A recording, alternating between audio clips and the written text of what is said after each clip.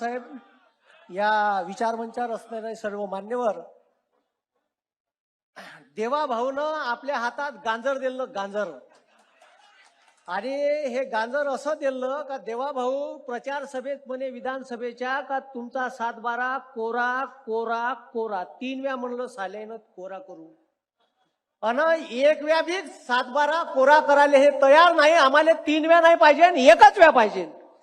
आणि हा शेतकरी अति पावसामुळे आमच्या विदर्भात सोयाबीनचं, मराठवाड्यात या पश्चिम महाराष्ट्रात सोयाबीनचं खूप मोठं उत्पादक शेतकरी आहे. त्याच्यावर येलो मोजॅक नावाचा रोग आलाय.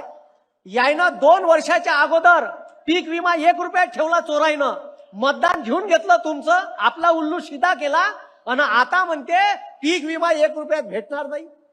आणि पीक विमा ज्या शेतकऱ्यानं पैसे भरून काढला त्याचं सोयाबीन, त्याचं कोणतंही पीक जर व्हायरसनं गेलं तर विम्यामध्ये तरतूद नाही का व्हायरसनं गेलेल्या सोयाबीनची तुम्हाला भरपाई भेटन.